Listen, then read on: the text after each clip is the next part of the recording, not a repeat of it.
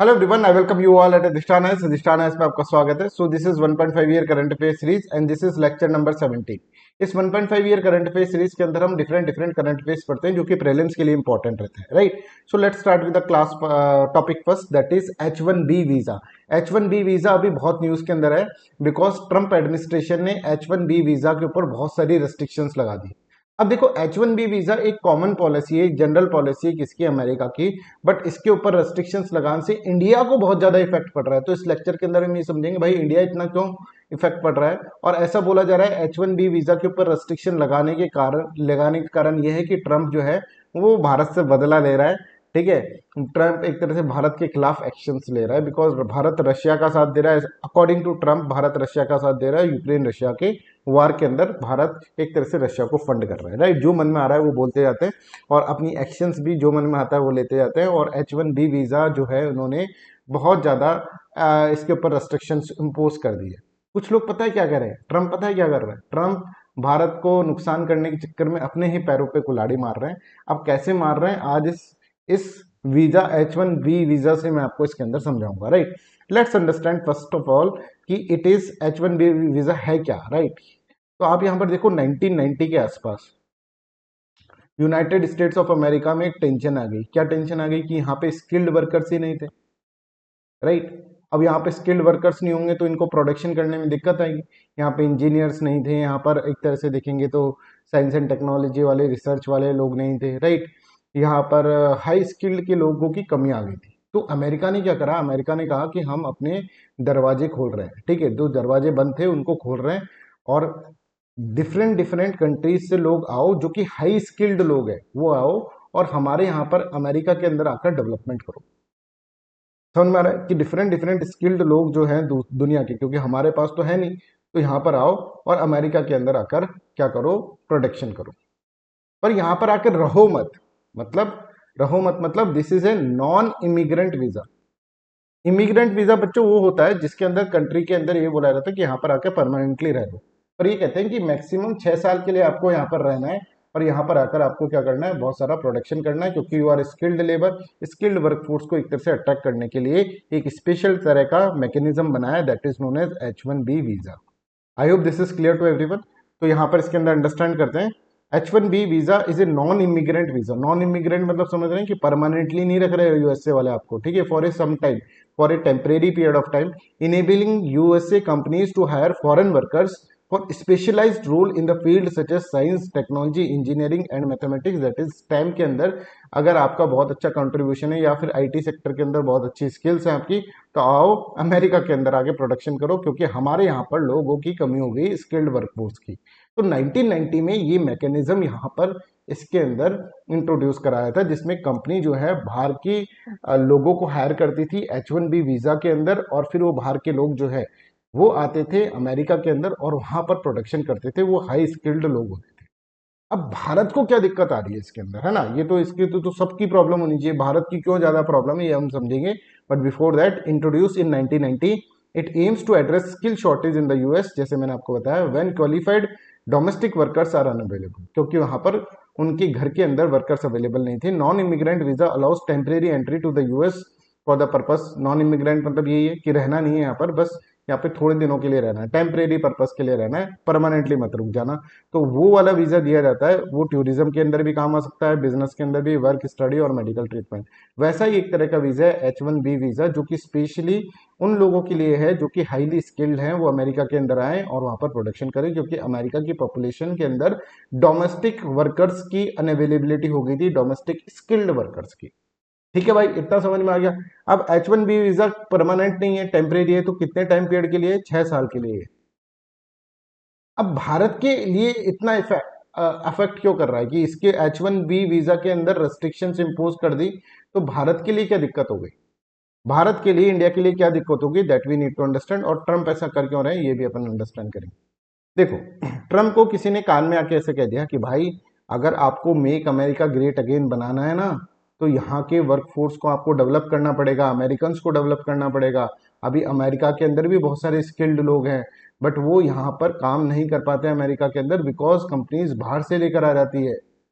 ऐसा America Trump के कान में किसी ने बोल दिया। अब ट्रम्प ने बोला ये बाहर से जो लेकर आते हैं ना, इसके ऊपर हम रेस्ट्रिक्शंस इम्पोज कर देंगे, ठीक है। तो उन्होंने कहा कि हम अपने डोमेस्टिक लेबर्स को क्या करेंगे, इनको हाई स्किल्ड वर्कर्स को मौका देंगे, जिससे कि ये लोग इनकी जॉब खा जाते हैं, तो इन लोगों को आने से ही हम मना कर दें, right. I hope this is clear to everyone.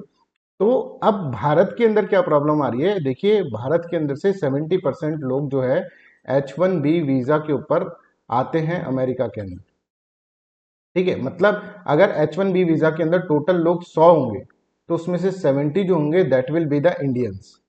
Indians यहाँ पर आते हैं और यहाँ पर आके इंडियंस काम करते हैं, राइट। तो अब अगर मान लो H1B वीजा के ऊपर रेस्ट्रिक्शन ज्यादा इंपोज कर देंगी, तो ये 70 लोग जो होंगे, 70% इंडिया और मेजोरिटी ऑफ इंडियंस जो होंगे वो अमेरिका के अंदर नहीं जा पाएंगे और काम नहीं कर पाएंगे, और अमेरिका और भारत के बीच में एक तरह से ये बहुत ही खराब रिलेशन एस्टेब्लिश हो जाएगा, और भारत के अंदर अनएम्प्लॉयमेंट वाली प्रॉब्लम जो है थोड़ा सा और एग्जगरेट करेगी, और भारत के लोग कहेंगे कि भैया कैसी पॉलिसी बना रहे हैं ये अमेरिका के साथ हम, कि अमेरिका को H1B वीजा के ऊपर अगर रेस्ट्रिक्शन इम्पोज कर रही है, मतलब this is negative to the Indians, right.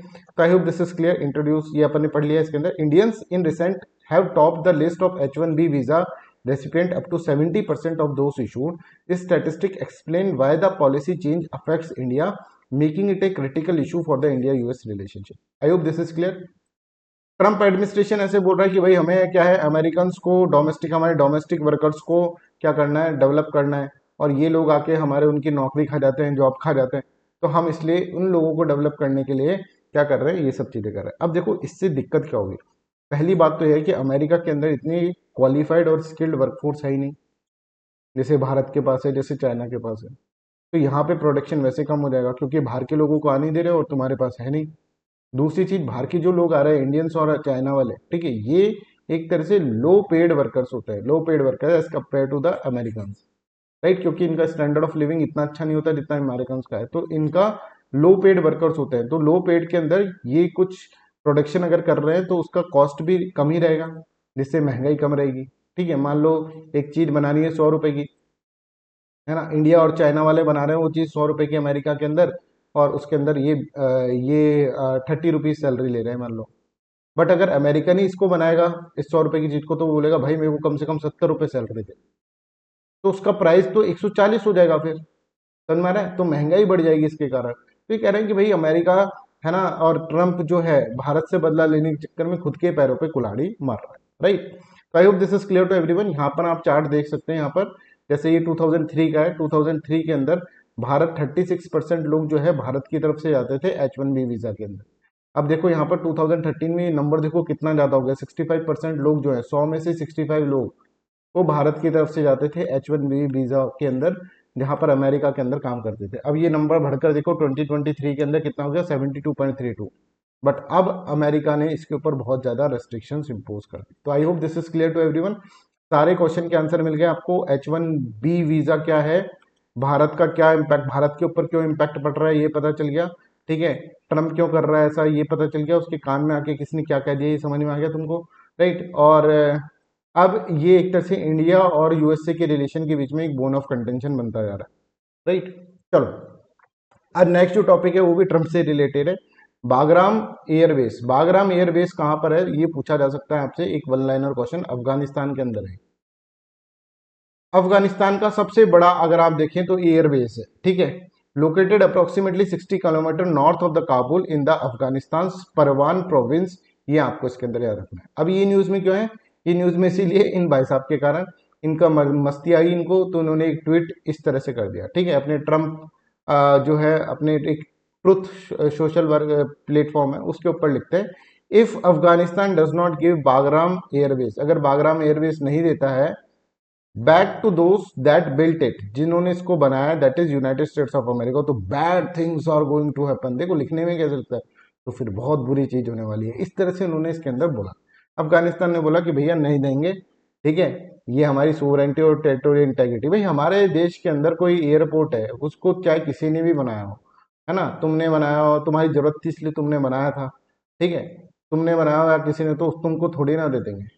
तो यहाँ पर देखो ये है why Trump has again demanded control over the Afghanistan Bagram airbase, ठीक है, ज्यादा पुरानी न्यूज नहीं है, अभी सितंबर की ही न्यूज है ये, राइट। तो यहाँ पर बागराम बागराम एयरबेस यहाँ पर है, और ये बहुत बड़ा एयरबेस है, तो देखो चीफ तालिबान स्पोक पर्सन ऐसे बोलते हैं कि भाई देखो रियलिज्म से और रेशनैलिटी से बात करा करो। एक तो अमेरिका से इस तरह से बोला, जो रियल है ना, ऐसे नहीं कि हवाओं में तुम उड़ रहे हो, आइडियलिज्म के अंदर खोए जा रहे हो। आपकी पॉलिसी रियलिज्म और रेशनैलिटी के ऊपर होनी चाहिए।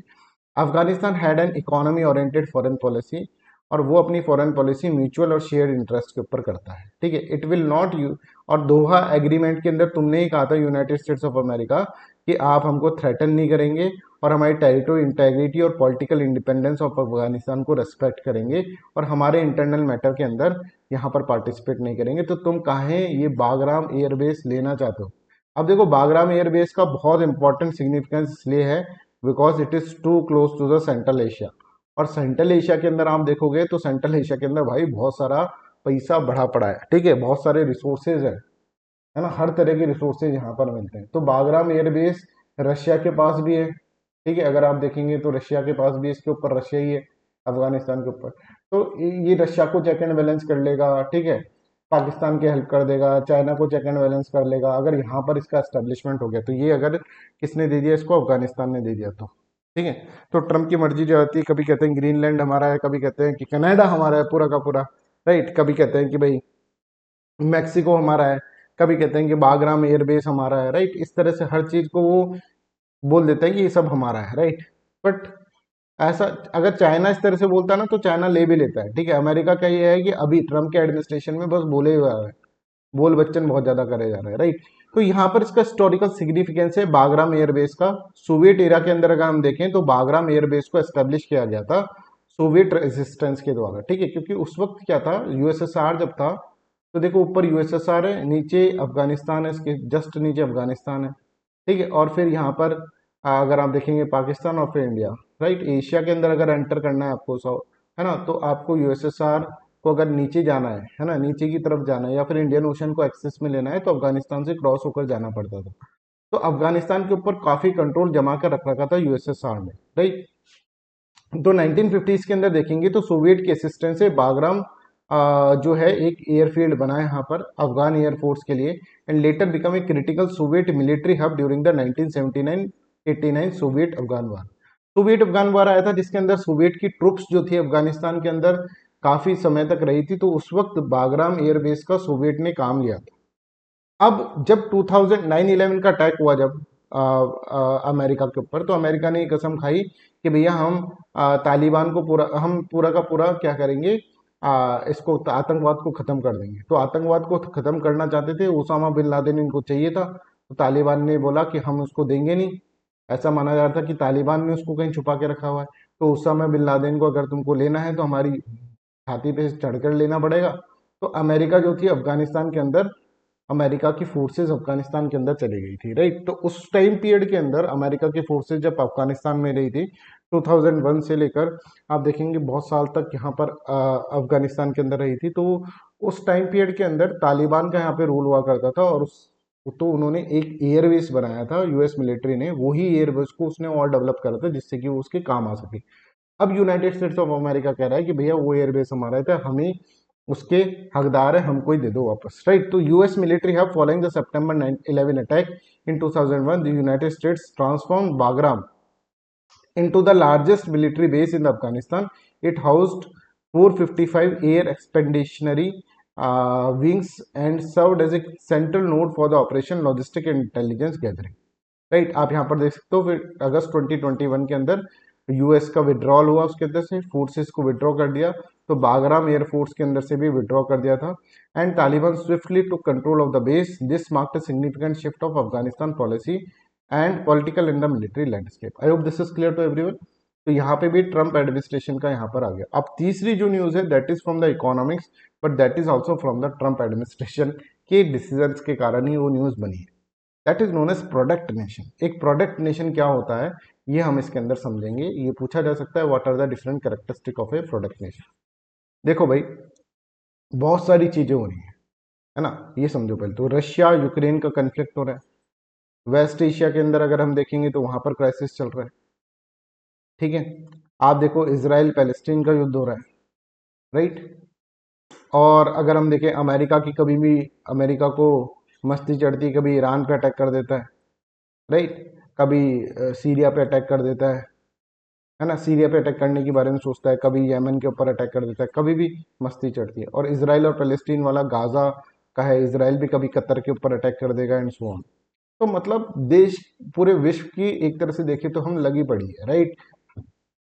हर जगह युद्ध ही युद्ध, युद्ध ही युद्ध। और इसके कारण क्या है, सप्लाई चेन का डिसरप्शन हो गया है। सप्लाई चेन बहुत ही बुरी तरह से डिसरप्ट हो गई है। I hope this is clear to everyone. फिर ट्रंप जो है, राइट, उनकी कभी भी मर्जी आती है, कभी कहते हैं कि 25% टैरिफ लगाएंगे, फिर कहते हैं कि हमने 50% टैरिफ लगा दिया, फिर कभी कहते हैं 100% टैरिफ लगा दिया। तो ये भी बहुत ज्यादा मुसीबत का समय चल रहा है ग्लोबल वर्ल्ड के लिए, राइट।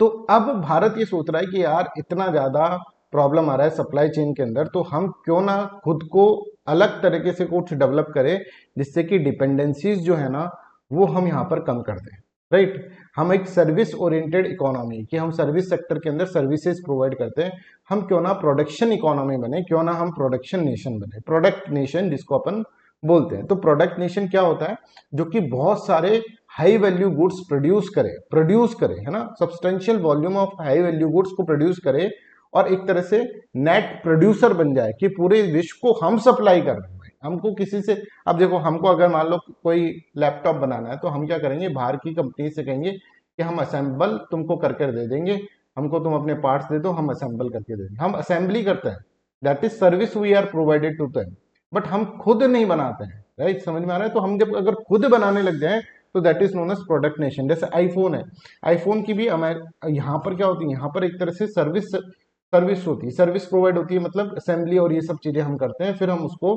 असेंबल करके दे देते हैं। तो इसमें ज्यादा मुनाफा नहीं होता बच्चों, है ना। ये तो एक तरह से क्या है, वन इसमें तो कहीं हमने मैन्युफैक्चरिंग नहीं करी, हमने तो सिर्फ असेंबली करी। तो यहां पर हम देखें कि प्रोडक्ट नेशन क्या होता है। प्रोडक्ट नेशन का मतलब ये होता है जो कि प्रोड्यूस करता है, खुद प्रोड्यूस कर रहा है हाई वैल्यू गुड्स को, जैसे मोबाइल हो गए, जैसे लैपटॉप्स हो गए, हाई वैल्यू गुड्स को प्रोड्यूस करने वाला है, that is known as product nation. तो प्रोडक्ट नेशन मतलब there is a growing consensus that India must transition from being primarily service driven economy से हमको प्रोडक्ट नेशन की तरफ बन जाना चाहिए, and amid US punitive tariff actions. US ने इतने सारे एक्शंस लिए, प्लस रशिया यूक्रेन का वॉर चल रहा है, प्लस वेस्ट एशिया के अंदर गड़बड़ चल रही है, सप्लाई चेन पूरी डिसरप्ट हो रखी है, ऊपर से यूनाइटेड स्टेट्स ऑफ अमेरिका ने 50% टैरिफ लगा दिया है। तो यहाँ पर ये कह रहे हैं कि सर्विस से शिफ्ट होकर हमको एक प्रोडक्ट नेशन बनना चाहिए। तो प्रोडक्ट नेशन की डेफिनेशन क्या है, is a country that produces and exports a substantial volume of high value goods, become a net producer rather than A importer. हमको नेट प्रोड्यूसर बन जाना चाहिए भाई, इम्पोर्टर की बजाय। At its course a product nation shift from being only consumer और assembler. जैसे अभी हम असेंबलर है ना, हम सर्विस सेक्टर प्रोवाइड करते हैं, असेंबली करते हैं, बट हम क्या कर रहे हैं, हम क्रिएटर बन जाए अगर ग्लोबल कॉम्पिटिटिव गुड्स के, तो दैट मीन्स कि हम प्रोडक्ट नेशन बन गए। प्रोडक्ट नेशन की खासियत क्या है, उसके अंदर इनोवेशन के ऊपर फोकस होता है, कि अलग अलग तरह से क्या इनोवेट करें हम, ना कि असेंबली के ऊपर फोकस। असेंबली में तो कुछ असेंबल करने में तो कुछ आप देखेंगे इनोवेशंस की जरूरत नहीं है, राइट। तो यहाँ पर देखो नए नए तरीके से रिसर्च डेवलपमेंट यहाँ पर होता है, ग्लोबल स्केबल प्रोडक्ट्स यहाँ पर बनते हैं, जो ग्लोब, पूरा ग्लोब उसका कस्टमर होता है। Ecosystem development, supportive policies, venture capital, incubator, strong collaboration between government, industry, academia, talent utilisation, ये सब चीजें यहाँ पर होता है, उसका नाम होता है प्रोडक्ट नेशन। अब जब हम प्रोडक्ट नेशन पढ़ रहे हैं तो एक कर्व के बारे में भी मैं आपको बता दूं, स्माइल कर्व। स्माइल कर्व क्या होता है ये मैं आपको बता दूं। स्माइल जब आप करते हो तो आपकी स्माइल के अंदर इस तरह का मुंह हो जाता है ना, इस तरह से देखो, है ना। स्माइल करता हुआ बंदा बनाओगे तो आप ऐसे ही बनाओगे, ये स्माइल करता हो तो ये यू यू कर्व है, ठीक है। स्माइल कर्व जो होता है वो यू कर्व होता है। तो स्माइल कर्व क्या बताता है, Stanchie's smile curve shows that higher value lies in the research and development, design, branding, ये करते हैं ना हम, तब जाकर हमें क्या पैसा मिलता है, ठीक है, and distribution rather than pure manufacturing. तो यहाँ पर अगर हम देखें तो ये देखो, ये प्रोडक्ट लाइफ साइकिल है। प्रोडक्ट लाइफ साइकिल पे आप देखो कॉन्सेप्ट डेवलपमेंट हो रहा है, फिर ब्रांडिंग हो रहा है, फिर यहाँ पर एक तरह से मैन्युफैक्चरिंग हो रहा है, फिर यहाँ पर एक तरह से दिख नहीं रहा है ये क्या है, डिस्ट्रीब्यूशन हो रहा है, फिर मार्केटिंग हो रहा है, राइट। इस तरह की चीज हो रही है। तो यहाँ पर देखो, अगर हम देखें प्रोडक्ट लाइफ साइकिल इस तरह से, और वैल्यू एडेड यहाँ पर है, ठीक है। तो हॉरिजेंटल एक्सिस अगर हम देखें तो उसके ऊपर स्टेजेस ऑफ वैल्यू और चेंज जैसे research development design manufacturing marketing और ये है, और वर्टिकल एक्सिस पे वैल्यू एडेड और द प्रॉफिट मार्जिन। तो यहाँ पर इस तरह से बोला जाता है कि जो प्रॉफिट मार्जिन है ना, वो सबसे ज़्यादा कहाँ है, वो सबसे ज़्यादा देखो रिसर्च एंड डेवलपमेंट पे। ये प्रॉफिट मार्जिन जो है सबसे ज़्यादा रिसर्च एंड डेवलपमेंट पे है। ठीक है, आप देखिए मैन्युफैक्चरिंग पे कम है, ठीक है, डिस्ट्रीब्यूशन में है, फिर यहाँ पे फिर आप देखेंगे इन सब के अंदर ज़्यादा है, राइट, डिज़ाइन ब्रांडिंग इन सब के अंदर ज़्यादा है ना। तो यहाँ पर प्रॉफिट मार्जिन हमेशा ज़्यादा जो होता है वो इसके ऊपर होता है, रिसर्च डेवलपमेंट के अंदर, फिर डिज़ाइन के अंदर, फिर मैन्युफैक्चरिंग में सबसे कम प्रॉफिट मार्जिन होता है, राइट। तो जैसे एप्पल का एग्जांपल दे हम, research and development plus design, ये कहाँ पर होता है, यूएसए के अंदर होता है। तो ये हाई वैल्यू, इसके अंदर प्रॉफिट इसके अंदर मिलता है। असेंबली जो होता है वो चाइना के अंदर होता है, ठीक है, तो उसको कम पैसा मिलता है। Marketing and skills global Apple stores के ऊपर होता है, तो उसको हाई वैल्यू मिलता है। तो सारा असेंबली करने में तो कुछ पैसा है ही नहीं बच्चों, ये देखो, ठीक है, असेंबलिंग जो कि मैन्युफैक्चरिंग का पार्ट है, राइट, उसके अंदर तो ज्यादा पैसा है ही। अब आगे चलने से पहले मैं आपको द सिलेक्शन बैच के बारे में बताना चाहता हूँ। द सिलेक्शन बैच एक प्रीलिम स्पेशलाइज्ड प्रैक्टिस बैच है, ठीक है। इसके अंदर प्रैक्टिस बैच के साथ साथ इसके अंदर हम कॉन्सेप्ट भी आपको बताएंगे। तो पहले हम आपको कॉन्सेप्ट समझाएंगे, जैसे मान लो कॉन्स्टिट्यूशन का पूरा कॉन्सेप्ट समझा दिया, व्हाट इज कॉन्स्टिट्यूशन और कॉन्स्टिट्यूशनलिज्म क्या होता है, राइट, क्या फीचर्स होते हैं कॉन्स्टिट्यूशन के, और फिर उसके ऊपर 2-3 क्वेश्चन आपको करवा दिए। फिर हमने दूसरा कॉन्सेप्ट समझा दिया आपको, फिर 2-3 क्वेश्चन आपको करवा दिए। फिर आपको इन्हीं कॉन्सेप्ट्स के ऊपर एक स्पेशलाइज मैनर के अंदर क्वेश्चंस दिए जाएंगे, तो हमारे घर के लिए सॉल्व करने हैं। तो 50 क्वेश्चंस लाइव हम करवाएंगे, 50 क्वेश्चन आपको होमवर्क में देंगे। हमारा ये मानना है कि 8000 से ज्यादा क्वेश्चन आपको सॉल्व करवा दें। इसी के साथ सी सेट एग्जामिनेशन की स्पेशल क्लास लेंगे, स्पेशल टेस्ट सीरीज लेंगे सी सेट के लिए, राइट। टिप्स एंड ट्रिक्स से आपको मेमोराइज कराएंगे फैक्ट्स को, और करंट अफेयर्स के लिए भी स्पेशल टेस्ट लेंगे। 5 महीने की रिगरस प्रैक्टिस है, प्रीलिम्स के चांसेस बहुत ज्यादा मल्टीपल टाइम्स आपके इंक्रीज हो जाएंगे। चलिए, इसी तरह से हमने एक फिलोसफी ऑप्शनल बैच लेकर आया है। ये बैच बहुत ही इनोवेटिव तरीके से डिजाइन करा गया, जिसके अंदर complete coverage of syllabus will be there, detail complete notes आपको दिए जा रहे हैं। आंसर राइटिंग प्रोग्राम इसके अंदर हमने डे 1 से स्टार्ट करा है बच्चों, this is very important. Day 1 से हमने आंसर राइटिंग स्टार्ट करा है। Booklet programme, daily answer writing, weekly test, all all India test series. Booklet programme इसके अंदर एक तरह से आंसर राइटिंग का फाउंडेशन है। फिर हम इसके बाद वीकली टेस्ट लेते हैं, और एक ग्रुप डिस्कशंस भी होता है हर टॉपिक के ऊपर, ठीक है, ग्रुप डिस्कशन हो रहा है, एक चैप्टर खत्म हो जाएगा तो उसके ऊपर ग्रुप डिस्कशन भी आपको दिया जाएगा। तो ये सब चीजें हम आपको प्रोवाइड कर रहे हैं इसके अंदर, बहुत ही अट्रैक्टिव ये ऑप्शनल सब्जेक्ट है। और आप इस नंबर पे मेरे को कॉल करें 8788248734, और मैं फ्री ऑफ कॉस्ट आपको पहले डेमो दूंगा कि हम ये सब चीजें कर कैसे रहे, राइट। मैं आपको डेमो क्लासेस दूंगा जिसके अंदर आपकी आंसर राइटिंग भी होगी, आपकी कॉपीज चेक करके भी मैं आपको दूंगा। फिर आपको लगता है कि हाँ भाई ये ऑप्शनल सब्जेक्ट ठीक है, तो आप ले लेना इसको, right. I hope this is clear. चलिए, नेक्स्ट जो है that is conjugal visit. Conjugal visit क्या होता है ये अपन इसके अंदर समझते हैं। तो देखो, Delhi government reassessing conjugal visits in prisons after initiative halted in the Punjab, ठीक है। कंजुगल विजिट भी अपने आप में एक अलग ही कॉन्सेप्ट है।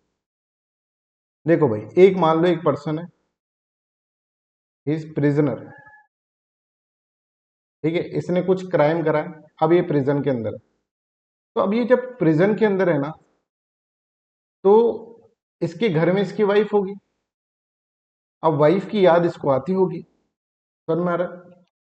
तो अब ये प्रिजनर है, पर ये इसके साथ साथ अगर ये मान लो इसकी वाइफ से मिलेगा नहीं, राइट, या इसकी वाइफ इसके साथ दूर रहेगी, तो हो सकता है इनका घर बर्बाद हो जाए। थोड़े दिनों में वाइफ बोले कि यार मैं तो किसी और के साथ जा रही हूँ। तो इसलिए एक सिस्टम यहाँ पर बनाया गया। क्या सिस्टम बनाया गया कि भाई इन दोनों को अकेले में मिलने दिया जाए, ठीक, कुछ घंटों के लिए अकेले में इनको मिलने दिया जाए। ये जो सिस्टम है that is known as conjugal visit. ऐसी विजिट जो कि एक प्राइवेट विजिट है ना, इसमें ये इंटीमेट भी हो सकते हैं, अपनी इमोशनल रिलेशनशिप भी एस्टेब्लिश के अंदर कर सकते हैं। तो प्रिजनर्स को एक तरह से इस तरह की सुविधा देना that is known as conjugal visits.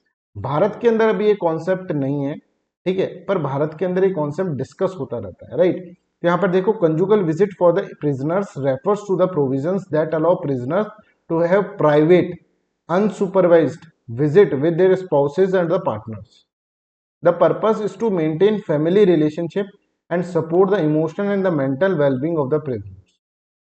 In India while there is no dedicated law, कोई डेडिकेटेड लॉ नहीं है कंजुगल विजिट्स के ऊपर, courts have occasionally address the issue under the fundamental right to life and personal liberty as guaranteed by article 21 of the constitution. I hope this is clear to everyone, and this is all about today's class. Thank you so much for listening me so kindly. Bye bye, take care.